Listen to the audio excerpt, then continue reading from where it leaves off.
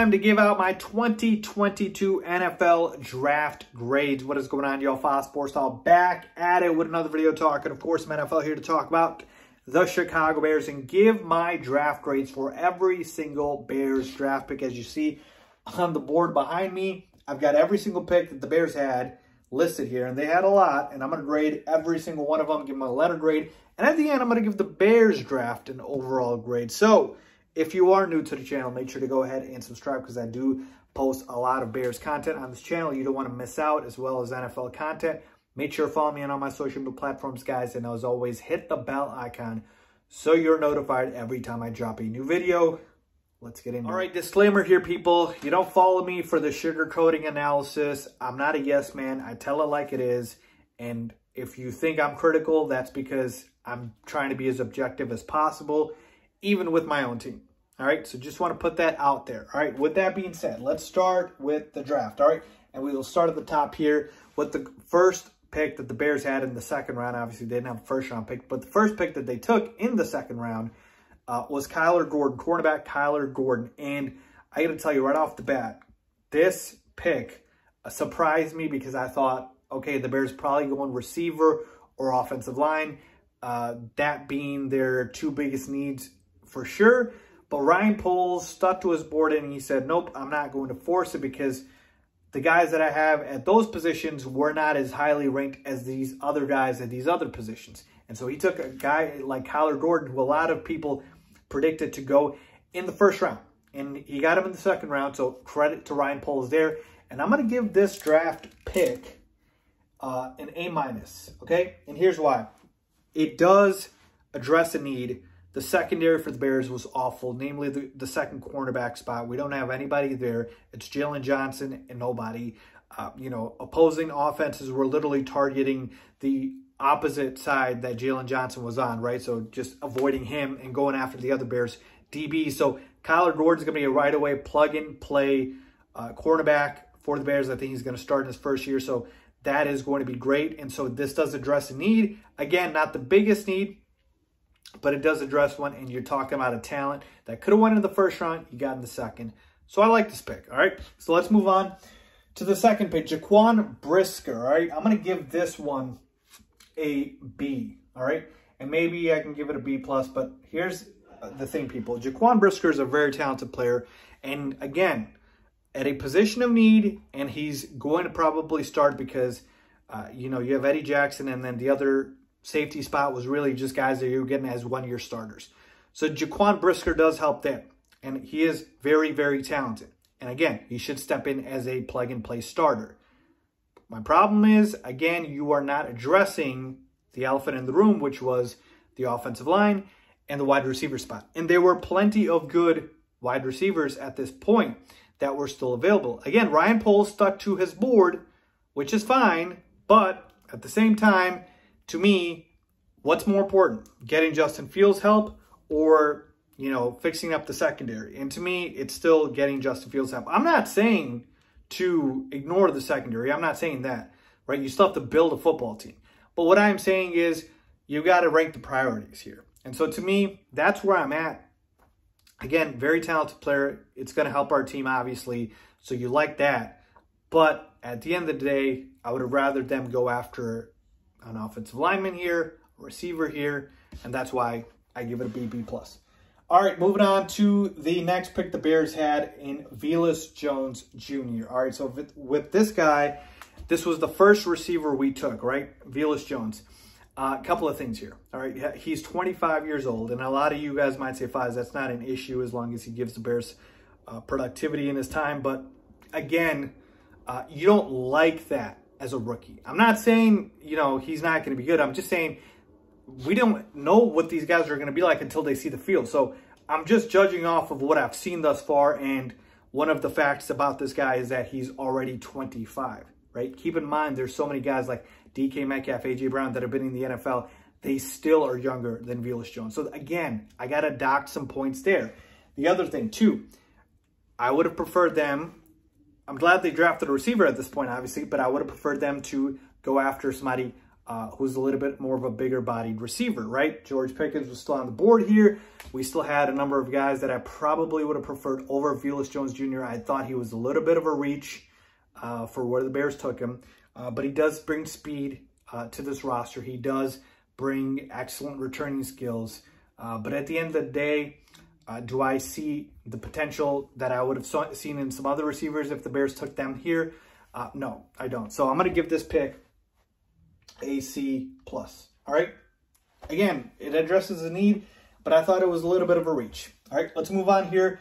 Offensive lineman Braxton Jones. And folks, I'm going to be honest with you here. The Bears ended up taking 4 offensive linemen here. All right, so I pretty much gave the offensive linemen that were taken by the Bears in this year's draft the same grade because for the most part, they were all pretty much the same to me, right? Once you get past the first couple of rounds into later rounds, you're really taking dart throws here, but the good thing is they addressed these dart throws at a position of need, right? You needed to upgrade the offensive line, so I'm glad they did that. So I'm going to give this draft pick a B.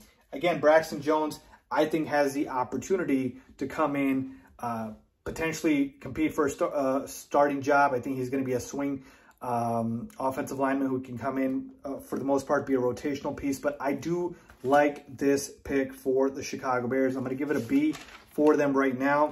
But again, we'll see what happens as far as, you know, him adding to this team.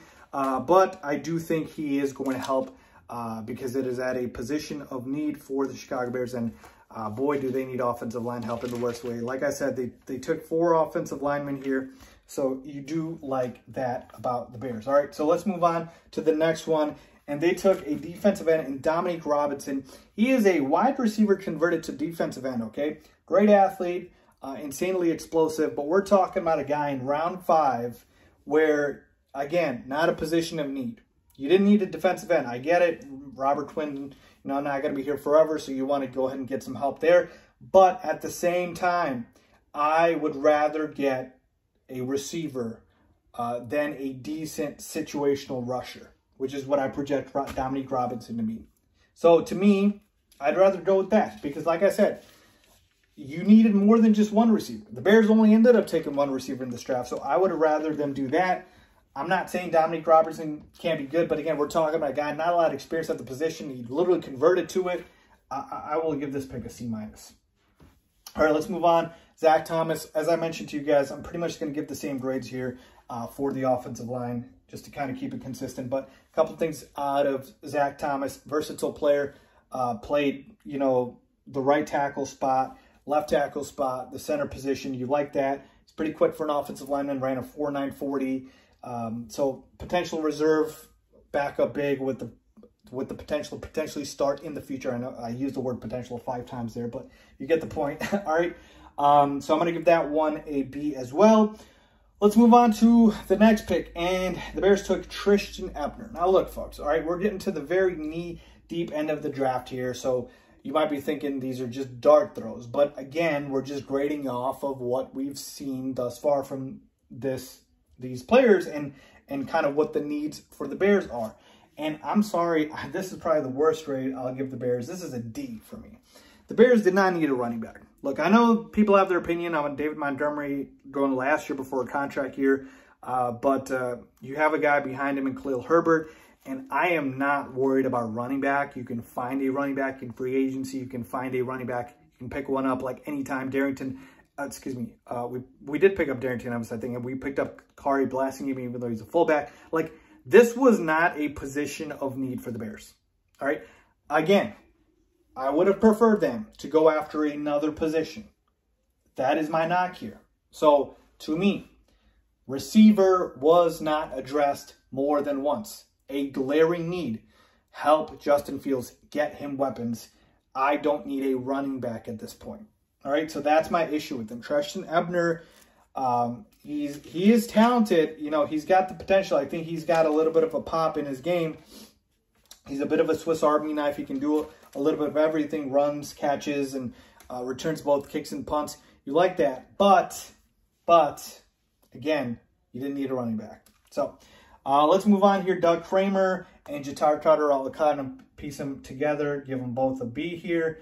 I think both these guys, especially Doug Kramer, a local kid from Illinois, who's going to be playing for his hometown team. He is a diehard Bears fan, which is really, really, really nice to see. Obviously, talk about literally a hometown story for Doug Kramer. It literally goes from growing up in Hinsdale, Illinois, goes to the Fighting Illini, and then goes to the Chicago Bears. Like, that's crazy to me. But yeah, good football IQ. He's not the strongest guy, not the most athletic guy, but I think he'll work his tail off, and hopefully he'll be able to get us some backup help at the offensive line position. As far as Jatar Carter, tackle from Southern, high upside player who dominated at the FCS level. He's got good athleticism, and he is well-rounded. So B for both picks. And then finally, we close it off with Elijah Hicks and Trenton Gill. And I'm going to go ahead and give this pick a C+. And then the punter, I'm going to give this one a C. Now look, Elijah Hicks, again, you're talking about a safety spot. Pretty deep at this point, so I didn't really like that. But I saw the video of Elijah Hicks when he got drafted. And boy, this kid has major infectious energy. Like, he looks like a kid ready to work. So I love that. I'm docking the Bears here because, again, we're talking about a position that they had addressed, and I don't feel like it's as much of a need as the other positions. And then as far as talent-wise, we'll see. But that's the thing, right? It was a 5-year starter for the Golden Bears at Cal. He is versatile. He can play special teams, so I guess you're okay with that. Trenton Gill, a punter. Again, I can give this a C+ because he could potentially turn into a starter, and the Bears need a punter, so I guess I don't mind that. But again, draft picks on punter, not obviously the most ideal thing since we don't have Pat O'Donnell. But I'll tell you this much. He is huge. He's 6'4", 220. All right, so that's a big leg for a punter. And again, if you guys think I'm being a little too harsh here, maybe I'll turn it down to a B-. But again, for the most part, that's where I'm at. All right, so there we go. All of the picks with their grades next to them for the Bears. And overall, what is my overall grade for the Chicago Bears in this draft? So going into this draft, to me, I had a lot of high expectations going into the draft. Let me explain why. Because Ryan Poles did not utilize free agency to the fullest extent. He basically told you in his introductory press conference he wants to build a team through the draft. So I knew when he said that, not going to use a free agency a lot, meaning spend big money, which is fine, but you better make it through in the draft. He got some talented players here, but what was the goal of the draft to me, right? Set the base, the foundation, and then also help Justin Fields. Everything should be about Justin Fields. I know you guys might be thinking I'm overreacting to that, but here's why it matters. Because even if I built an amazing secondary, even if I built an amazing pass rush, defensive line, if Justin Fields fails because you did not give him the proper help, then you are still back to square one. And we've seen this movie before. And that's why I told you, that's why it's important. So to me, overall grade for the Bears, I'm going to say a B-, maybe a C+. All right? I keep flip-flopping back, so I'm going to put both here. That's the grade I would give the Chicago Bears. So, again, they addressed a couple of needs, avoided others, drafted some talented players, avoided others. So that's where we're at. So let me know if you guys agree or disagree with my draft grade. What is your draft grade for the Chicago Bears? Leave a comment down below as always. Thanks for watching.